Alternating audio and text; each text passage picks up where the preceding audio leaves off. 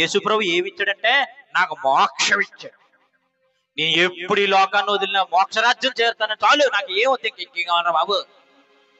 ధనం నీ కష్టపడి సంపాదించే వస్తుంది, కంచంలో కూడే నువ్వు కష్టపడితే వస్తుంది, బంధువు నీ దగ్గర డబ్బు ఉంటే వస్తాడు, లేకపోతే రాడు. ఏదైనా సరే నీ చేతిలో ఉంటుంది. కానీ నరకం పరలోకం, నరకం వెళ్ళ నీ చేతిలో ఉంది కానీ పరలోకం వెళ్ళ నీ చేతిలో లేదు, రాదు. మోక్షం అనేది రాదు. గొప్ప విలువైన మోక్షరాజ్యం వచ్చింది నాకు చాలు. ఇహలోకలు ఏ ఉన్నా లేకపోయినా నాకు ఈ రాజ్యం దొరికింది. ఇహలోకలు ధనం ఉన్నా ధనం లేకపోయినా, డబ్బు ఉన్నా లేకపోయినా, జాబ్ ఉన్నా లేకపోయినా, మనుషులున్నా లేకపోయినా, బంధువులున్నా లేకపోయినా, ఇహలోకం నేను ఎప్పుడు విడిచినా నాకు ఒక భయం లేదు, మరణ భయం లేదు. మరణ భయం పోగొట్టి మోక్షరాజ్యం వెళ్తానని ధైర్యం ఇచ్చాడు. ఇంకేం కావాలి? అందుకే నాకు అడ్డుపడ్డ వాళ్ళందరినీ తెంపుకున్నాను. ఈ మోక్షరాజ్యానికి అడ్డుపడే వాళ్ళని తెంపాను. నా మనశ్శాంతికి అడ్డుపడే తన్నే తెంపేత్తమే. ఎందుకు తెంపేవంటే అప్పుడు ఎవరు లేరు. నేను భయంకరంగా ఉన్నప్పుడు ఎవరు లేరు. నేను పాపంలో ఉన్నప్పుడు ఒకడు రాలేదు. నేను భయంకరంగా తినడు ఒకడు రాలేదు. రౌడీగా అయినోడు ఒకడు రాలేదు. బూతులు మాట్లాడుతున్న ఒకడు రాలేదు. గాలైగా తిరుగుతున్న ఒకడు రాలేదు.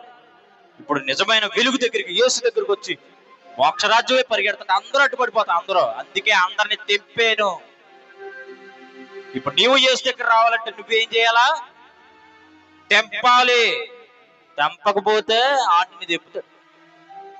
భాగ్యభోగముల బంధుమిత్రుల, భాగ్యభోగముల బంధుమిత్రుల బంధములెల్ల తెంచుకో జీవా, బంధింపబడబోకిక జీవా, బంధములెల్ల తెంచుకో జీవా, బంధింపబడబోకిక జీవా, జీవవాణీవిక లేవవే యేసుని సేవను చేయక లేవే, జీవమునొద్దగలివే.